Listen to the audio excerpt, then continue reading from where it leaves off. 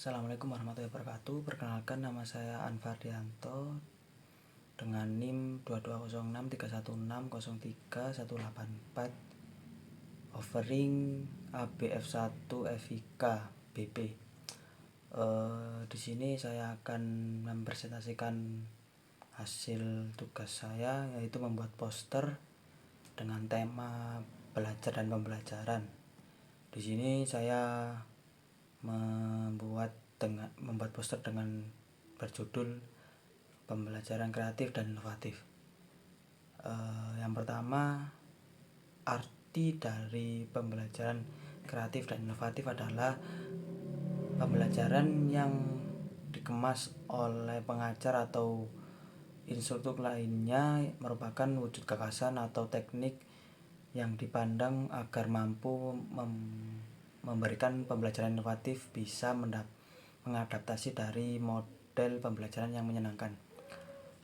Intinya, pembelajaran inovatif merupakan wujud gagasan baru berupa fasilitas peserta didik untuk memperoleh kemajuan dalam proses dan hasil belajar yang menyenangkan. Kemudian yang kedua adalah ciri-cirinya menurut Jumanta Hamdayan: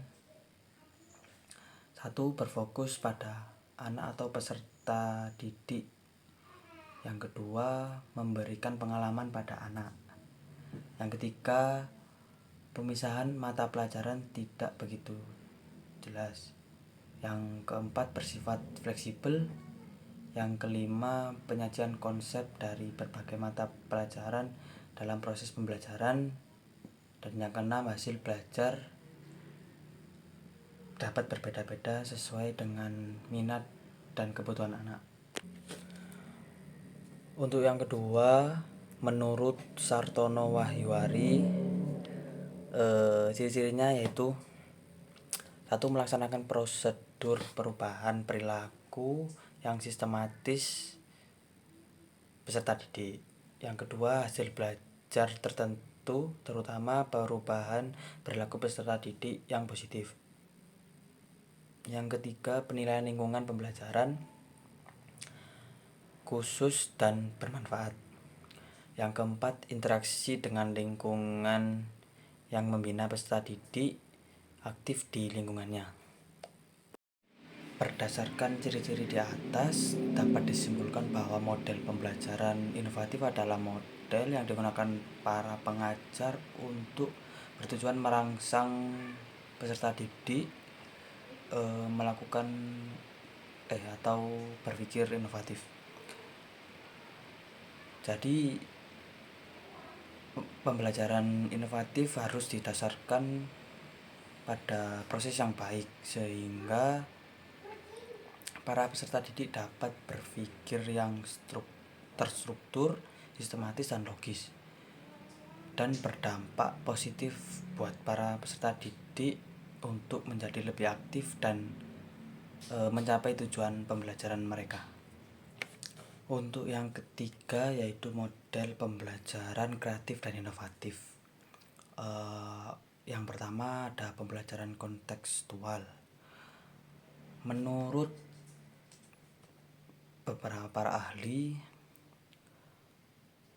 yang terutama Elaine B. Johnson, yaitu yang dimaksud pembelajaran kontekstual adalah proses pendidikan yang menolong para peserta didik melihat makna dari pembelajaran. Untuk langkah-langkahnya yaitu yang pertama, konstruktivisme. Yang kedua, menemukan. Yang ketiga, bertanya. Yang keempat, masyarakat belajar. Yang kelima, permodelan. Dan yang keenam, penilaian nyata. Dari model pembelajaran kontekstual ada kelemahan dan ada kelebihan juga. Untuk kelebihannya yaitu pembelajaran ini dapat melatih peserta didik berpikir lebih kritis dan kreatif. Kemudian peserta didik dapat dengan bebas dalam menemukan apa saja yang mereka butuhkan. Jadi seperti mendapatkan ide-ide yang lebih banyak. Kemudian yang ketiga, para peserta didik lebih efektif dalam melakukan pembelajaran dan mampu bekerja sama dengan baik saat seperti kerja kelompok. Untuk kekurangannya yaitu sulitnya memilih informasi atau materi pembelajaran di kelas karena tiap peserta didik memiliki tingkat kemampuan yang berbeda-beda. Untuk kekurangan yang kedua, penerapan model pembelajaran membutuhkan waktu yang cukup lama. Tidak semua peserta dapat beradaptasi secara cepat karena balik ke tadi, kemampuan para peserta didik itu beda-beda. Untuk yang ketiga, adanya kesenjangan antar peserta didik yang memiliki kemampuan tinggi dengan kemampuan yang rendah. Jadi akan berimbas kurangnya rasa percaya diri antar teman atau antar individu. Jadi mungkin saat kerja kelompok mereka bakalan seperti apa ya, kayak timpang sebelah gitu kalau kemampuan tinggi sama rendah. Untuk model pembelajaran yang kedua yaitu pembelajaran kooperatif. Jadi menurut para ahli, salah satunya Bern dan Erikson, pembelajaran kooperatif yang lebih sering dikenal dengan istilah cooperative learning adalah strategi pembelajaran yang menggunakan kelompok kecil peserta didik dalam bekerja sama untuk mencapai tujuan pembelajaran. Untuk memenuhi arti dari pembelajaran kooperatif ada langkah-langkahnya, yaitu yang pertama menyajikan informasi, kemudian yang kedua mengkoordinasi peserta didik dalam kelompok belajar, yang ketiga membimbing kelompok kerja dan belajar, yang keempat ada evaluasi, dan yang kelima memberi penghargaan untuk kelompok yang mungkin lebih kreatif, aktif dan inovatif.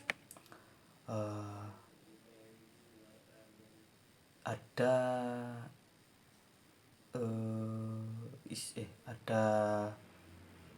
pernyataan juga dari Roger dan David Johnson, pembelajaran kooperatif harus memenuhi beberapa syarat seperti saling ketergantungan positif. Jadi antar peserta didik itu harus ada kayak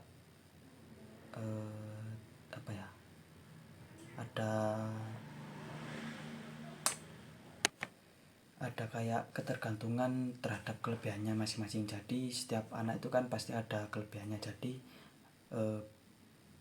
awal bergantung pada anak satu, kemudian yang lain bisa bergantung pada kemampuannya masing-masing. Kemudian yang B, ada rasa tanggung jawab perseorangan. Jadi mereka saat dibagi kelompok dan dibagi mungkin materi, mereka setiap orang itu bisa kayak menguasai materi tersebut. Kemudian tatap muka. Yang keempat, komunikasi antar anggota. Jadi komunikasi ini sangat penting agar menghindari miskomunikasi antar anggota kelompok. Yang terakhir ada evaluasi antar kelompok. Jadi setelah melakukan pengelompokan tersebut dan pembahasan materi, pasti ada yang namanya evaluasi.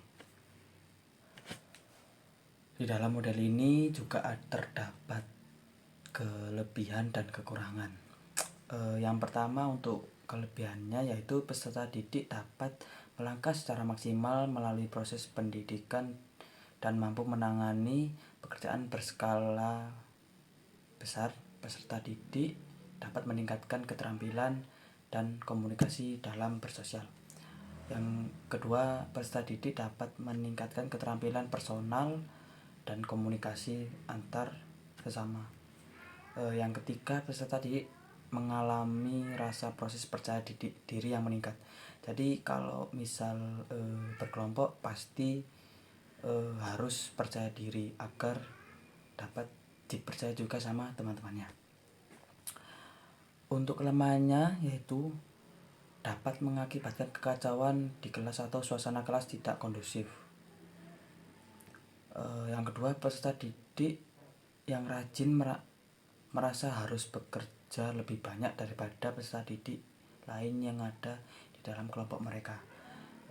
Seperti yang dijelaskan di awal, kemampuan peserta didik beda-beda. Jadi apabila ada ketimpangan tersebut, bakalan anak yang pandai, mereka seakan-akan harus bisa harus lebih banyak bekerja, sedangkan anak yang kurang pandai mungkin mereka seakan kayak cuma ngikut-ngikut saja gitu. Yang ketiga, peserta didik lebih pandai akan merasa lebih superior dalam menyampaikan idenya dan sangat aktif sehingga tidak memberi kesempatan pada anggotanya untuk menyampaikan ide mereka. Kembali ke awal lagi, yang memiliki kayak peserta didik yang lebih, mereka seakan-akan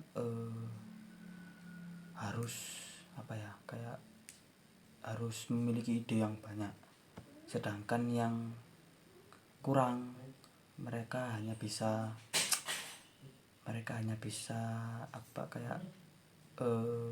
pendapat mereka itu tidak mungkin sesuai sama isi pikiran yang lebih, peserta yang lebih.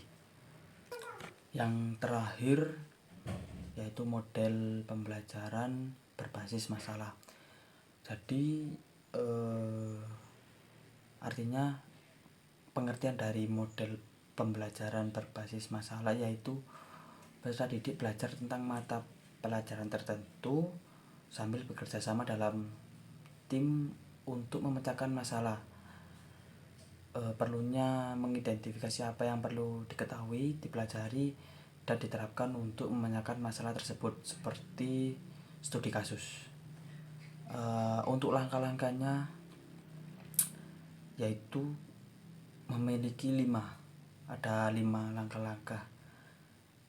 Yang pertama, mengorientasikan peserta didik terhadap masalah.